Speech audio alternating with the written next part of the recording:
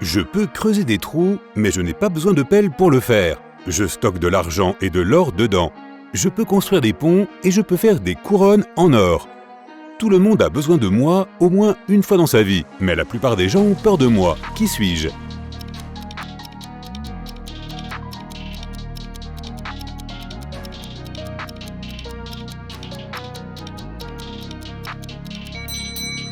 Je suis un dentiste. Le mystère de la croissance. Quand Mike avait 15 ans, il a enfoncé un clou dans un cerisier du jardin de sa grand-mère. Il voulait marquer le niveau de sa taille. 10 ans plus tard, il est revenu pour voir si le clou était plus haut. Si l'arbre avait grandi de 2,5 cm chaque année, à quelle hauteur serait le clou?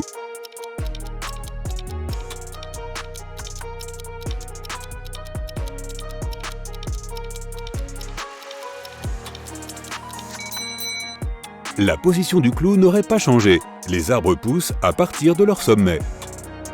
L'énigme de l'orange. Jenny était enfermée dans une pièce avec 15 autres personnes. Chacune d'entre elles pouvait voir toute la pièce et tout le monde à l'intérieur. Pour ce faire, elle n'avait pas besoin de tourner la tête ou le corps, ni de bouger d'aucune façon.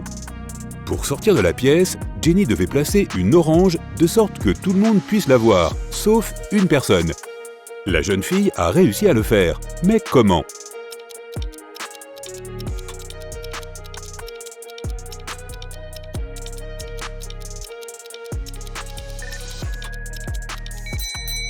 Elle a mis l'orange sur la tête d'une personne. Lequel est le plus cher? Eric est allé au supermarché et a pris 2 oranges et une pastèque. Elles lui ont coûté 6 $. Hélène est allée au même supermarché. Elle a opté pour un citron, une orange et une pastèque. La fille a payé 8 $. Les oranges, les citrons et les pastèques ont des prix à la pièce différents. Qu'est-ce qui est le plus cher? Une orange ou un citron?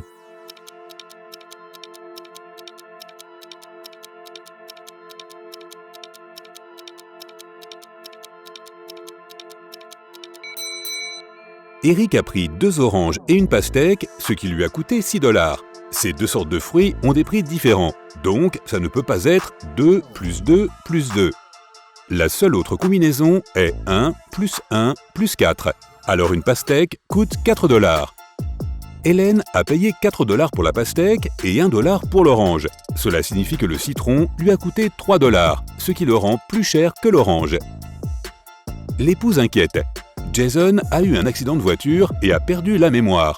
Lorsqu'il est arrivé dans sa chambre d'hôpital, il a vu 3 jeunes femmes près de son lit. Mais l'homme ne pouvait pas se rappeler qui elles étaient. Chacune d'elles a prétendu être sa femme. Le médecin leur a dit que Jason devait rester à l'hôpital pendant au moins une semaine de plus. « Mon chéri, que suis-je censé faire si tu ne te souviens jamais de moi ?» La femme à gauche sanglotait amèrement. « Mon trésor, je suis tellement inquiète. Rentrons à la maison, je n'aime pas être ici. Je prendrai mieux soin de toi à la maison. » s'exclama celle du milieu. La fille à droite était furieuse. « Elles essaient de te voler. Partons d'ici tout de suite. » Laquelle est la femme de cet homme?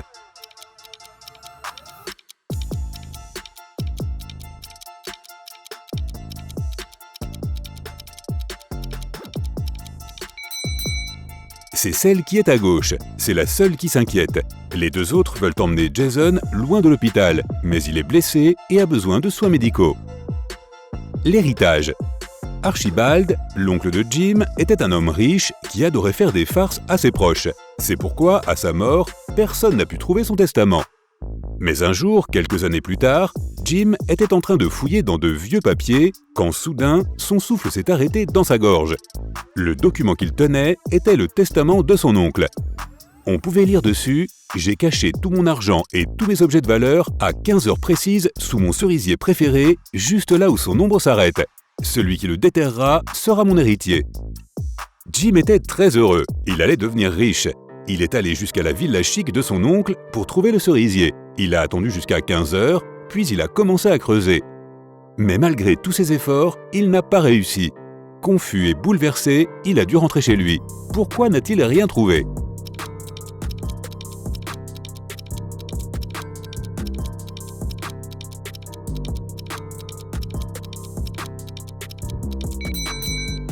Cela fait plusieurs années que l'oncle de Jim a caché ses objets de valeur. L'arbre a grandi et son ombre a dû s'allonger aussi. Qui est pauvre? Ces deux filles se maquillent et se préparent à sortir et à s'amuser. Elles utilisent à peu près les mêmes choses, rouge à lèvres, cosmétiques, vêtements. Même leur téléphone se ressemble. Mais une de ces filles est pauvre. C'est laquelle?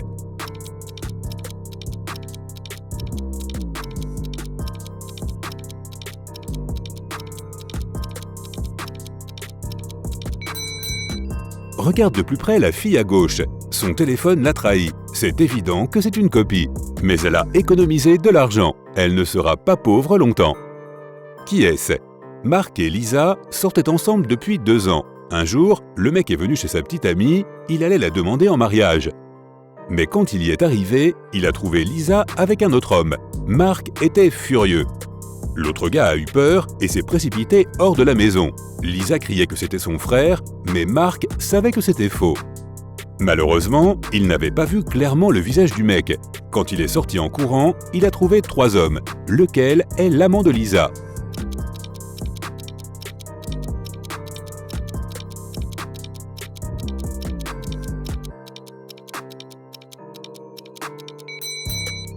C'est le gars à gauche. Il gèle dehors et les 2 autres gars ont les joues et le nez rouge. Mais le visage du 3e gars est pâle parce qu'il vient de quitter une maison chaude. Un choix étrange. Mark va jusqu'à la gare à vélo pour aller au collège. Il y a 2 arrêts près de chez lui. L'un est à 1 km de sa maison et l'autre à 3 km dans la direction opposée. Le matin, il monte toujours dans le train au premier arrêt et l'après-midi, il descend au 2e. Pourquoi ?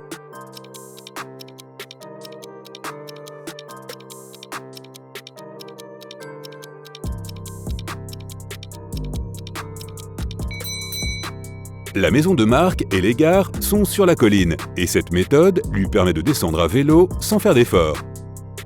Un problème d'argent. Un célèbre criminel a kidnappé le riche homme d'affaires Brian et l'a enfermé dans une pièce.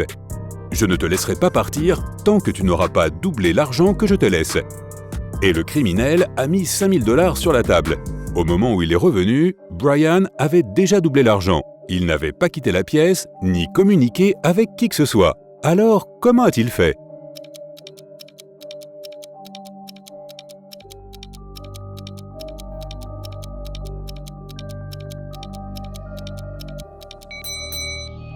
Il a mis l'argent devant le miroir.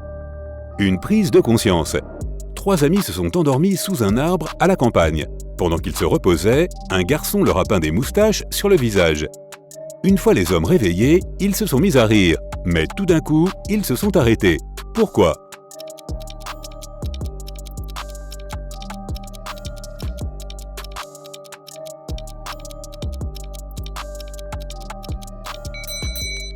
Au début, ils ont vu les moustaches sur le visage de leurs amis et ont trouvé cela drôle. Mais ensuite, ils ont réalisé que leurs amis riaient aussi. Cela signifie qu'ils avaient aussi des moustaches sur le visage. Le riche grand-père. Aaron et son grand-père étaient très proches.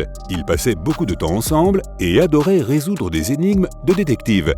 Malheureusement, le vieil homme est décédé subitement. Son avocat a informé les parents que le grand-père avait caché tout son argent et que c'était un homme riche. Celui qui le trouverait obtiendrait tout l'héritage. Aaron a réalisé que le grand-père voulait qu'il reçoive tout. Il a couru au bureau de l'homme âgé et a vite compris où chercher l'argent. Peux-tu le deviner aussi?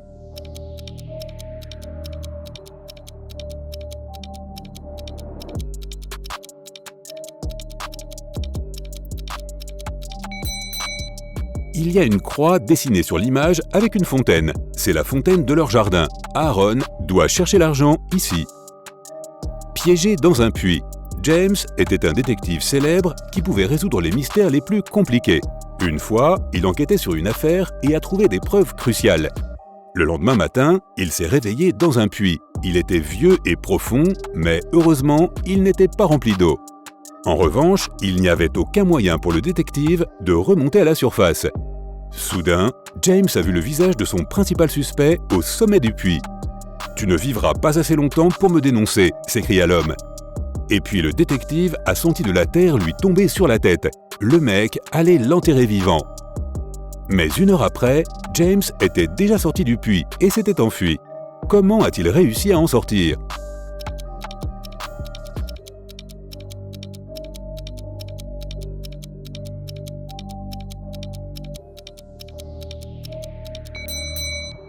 Le détective a commencé à se secouer et à tasser la terre qui tombait dans le puits. Il s'est rapproché de plus en plus de la surface jusqu'à ce qu'il ait réussi à sauter et à s'enfuir.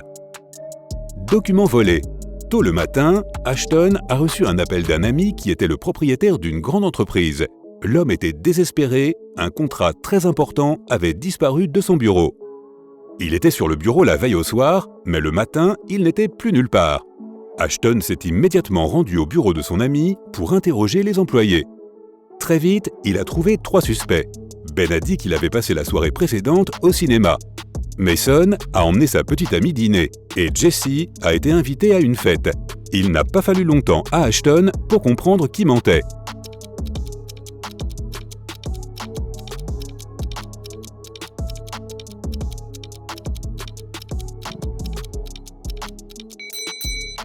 C'était Ben. Son billet n'était pas déchiré, donc il n'a pas pu aller au cinéma. Vrai ou faux? Paul a décidé de rendre visite à sa vieille tante qu'il n'avait pas vue depuis plusieurs mois. Mais quand il est arrivé chez elle, il a vu 2 hommes qui portaient des uniformes d'ouvriers du bâtiment. Ils étaient en train de déplacer des meubles. « Que faites-vous ici ?» a demandé Paul. « Madame Sanders nous a engagés pour l'aider à se débarrasser de vieux meubles. Nous sommes de la société de transport Pick and Carry », a répondu l'un des hommes. Il avait l'air honnête, mais Paul était un gars intelligent. Il avait le sentiment que quelque chose n'allait pas bien dans toute cette histoire. Soudain, il a réalisé que les hommes étaient des cambrioleurs. Comment l'a-t-il compris?